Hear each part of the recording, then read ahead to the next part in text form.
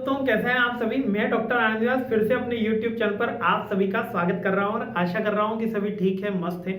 और मैं आ चुका हूं अंतिम प्रहार सीरीज के ऊपर, वो भी स्ट्रेटेजिक मैनेजमेंट की।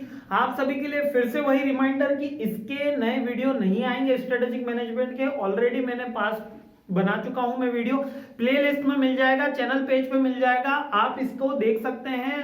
सेम सिलेबस है, मैं ऑलरेडी बता चुका हूं। कोई भी नया टॉपिक ऐड ऑन नहीं हुआ, नहीं कोई टॉपिक डिलीट हुआ है। तो एक बार वो हो चुका है तो उसके न्यू वीडियो बनाना केवल व्यूज गेन करने की फिलोसॉफी है, जो करना मेरे को नहीं लगता कि कोई नेसेसरी है, क्योंकि अभी अंतिम प्रहार यानी कि लास्ट ईयर के वीडियो सेम है। आप उनको कंसीडर कर सकते हो, कर सकते हो, कर सकते हो। तो वो ही 5-6 वीडियो आपको देखने हैं इसके डिटेल एनालिसिस के लिए। अंतिम प्रहार के हर साल बदलते हैं, तो इस साल मैंने बदल दिए हैं। 2023 में हमारे पास 11 क्वेश्चन है। ये पार्ट 2 में मैं आ गया हूं। 2 आउट ऑफ 11 चल रहा है। सेकंड क्वेश्चन देखते हैं, सबसे मोस्ट इंपॉर्टेंट क्या है।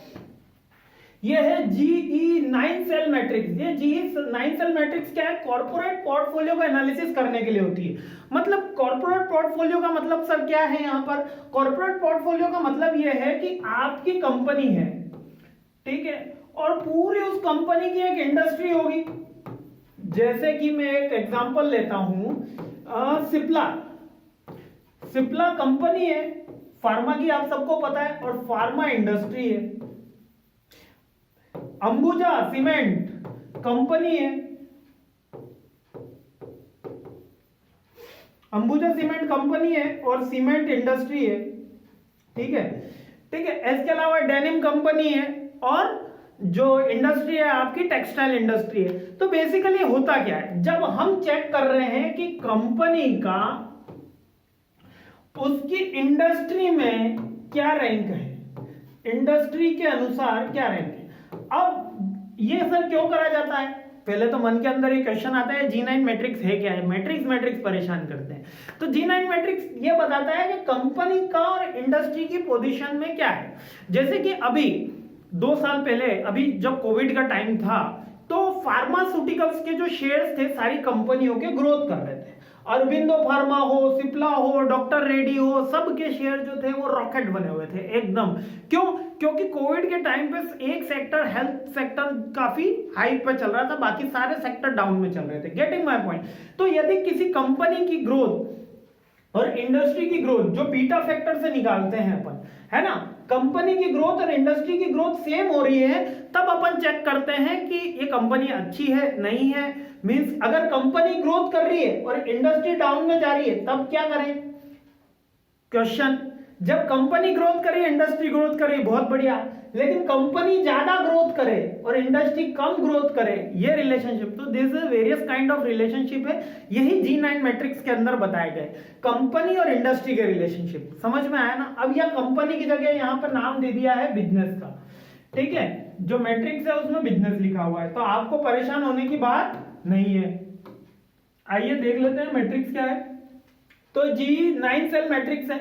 इसमें सबसे पहले एक तरफ तो दे रखा है इंडस्ट्रियल अट्रैक्टिवनेस, यानी इंडस्ट्री में कितनी पोटेंशियल है ग्रोथ करने की, इंडस्ट्री कितने आगे जाने वाली है। जैसे कि अभी जब फार्मा इंडस्ट्री अब नॉर्मल हुई है, तो अब कौन सा मैन्युफैक्चरिंग यूनिट अब काफी हाइक पे जा रहा है, यानी कि अब प्रॉपर्टी के रेट काफी हाइक में बढ़ रहे हैं। और एक ये बिजनेस यूनिट की स्ट्रेंथ, अब क्या बिजनेस यूनिट जो है DLF कंपनी इसको मैच कर पा रही है क्या? कोई कंस्ट्रक्शन कंपनी जैसे L&T कंपनी इसको मैच कर पा रही है क्या? इसके बारे में इस रिलेशनशिप के बाद में होगी। तो इंडस्ट्री की अट्रैक्टिवनेस 3 रेशो पे होगी, हाई, मीडियम या लो। यानी इंडस्ट्री की ग्रोथ कितनी होगी? या तो लो ग्रोथ होगी, या हाई ग्रोथ होगी, या मीडियम ग्रोथ होगी।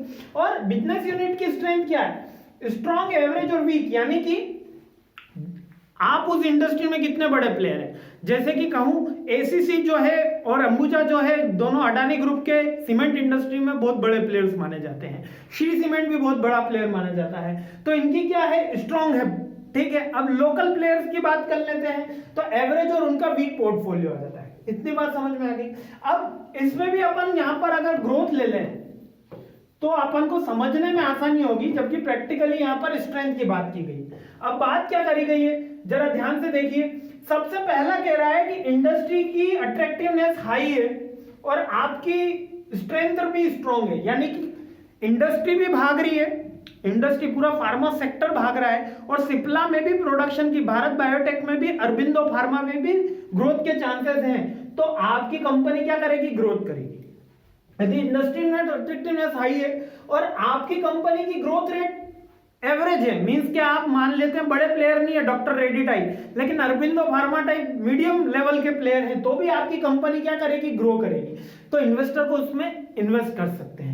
लेकिन यदि आपकी कंपनी भाग रही है, इंडस्ट्री भाग रही है, सॉरी, इंडस्ट्री की ग्रोथ हो रही है, फार्मास्यूटिकल्स की ग्रोथ हो रही है, लेकिन XYZ कोई कंपनी की ग्रोथ लो हो रही है या नेगेटिव हो रही है, इसका मतलब क्या है कि उस कंपनी के पोजीशन होल्ड की है, उसकी ग्रोथ क्यों नहीं हो पा रही? कौन से कारण है? यहां पर उसको सप्लाई चेन बदलना है, यहां पर उसको प्रोडक्ट डिफरेंशिएशन करना है, यहां पर उसको न्यू प्रोडक्ट लॉन्च करने हैं, करना क्या है?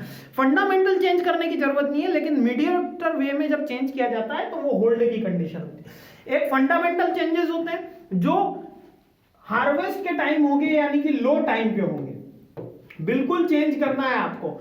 और होल्ड का यानी कि कहीं पे कुछ एरर हो रही है उसको मॉडिफाई करनी है। जहां पर हाई सेल हो रही है, क्या हम वहां पे हाई सेल नहीं कर पा रहे? ठीक है। सेकंड, इसमें इंडस्ट्रियल अट्रैक्टिवनेस बोला जाता है मीडियम, यानी इंडस्ट्री की ग्रोथ कितनी है? मीडियम लेवल पे है। ठीक है, जैसे कि अपन कह सकते हैं टेलीकॉम सेक्टर की ग्रोथ कितनी है? मीडियम लेवल पे, पहले हाई थी अब थोड़े मीडियम लेवल पे आई है। तो अगर आपकी भी उसके अंदर स्ट्रेंथ हाई है तो आपकी कंपनी ग्रोथ कर जाएगी। लेकिन यहां पर अगर आपकी स्ट्रेंथ लो हो गई या वीक हो गई, पहले एवरेज हो गई, एवरेज में आपको होल्ड करना है। होल्ड करना है यानी आपको नए प्लान्स इंट्रोड्यूस करने हैं, नए कस्टमर इंट्रोड्यूस करने हैं, नए प्लान्स के साथ नई न्यू मार्केट को चेक करना है कि कहां पे हम और सेल कर सकते हैं। और अगर यहां पर आपके लो चल रहा है, वीक चल रहा है, जब इंडस्ट्री की ग्रोथ तो मीडियम है और खुद की ग्रोथ वीक चल रही है, तो इसका मतलब हमको फंडामेंटल चेंजेस करने का मतलब है। यानी कि जब भी हम रेड एरिया में आते हैं तो हमको कौन से चेंजेस करने हैं? फंडामेंटल चेंजेस करने हैं। मींस कि A to Z चीज चेंज करनी है, हमको पूरा का पूरा प्रोडक्ट बदल देना है, हमको सप्लाई चेन मैनेजमेंट बदलना है, हमको रॉ मटेरियल परचेस बदलना है, ईच एंड एवरीथिंग, हमको मार्केटिंग स्ट्रेटेजी से बदलनी है। लेकिन यदि आप होल्ड पोजीशन में हैं तो यहां पर आपको यह पता है कि आपका प्रोडक्ट सही है, यह पता है कि आप ग्रोथ कर सकते हो, लेकिन कर क्यों नहीं पा रहे? क्या मार्केटिंग की स्ट्रेटेजी बदल गई है?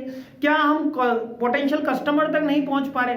या प्रोडक्ट में कुछ फंडामेंटल प्राइस डिस्क्रिमिनेशन करके, प्राइस चेंज करके हम ग्रोथ तक पहुंच सकते हैं?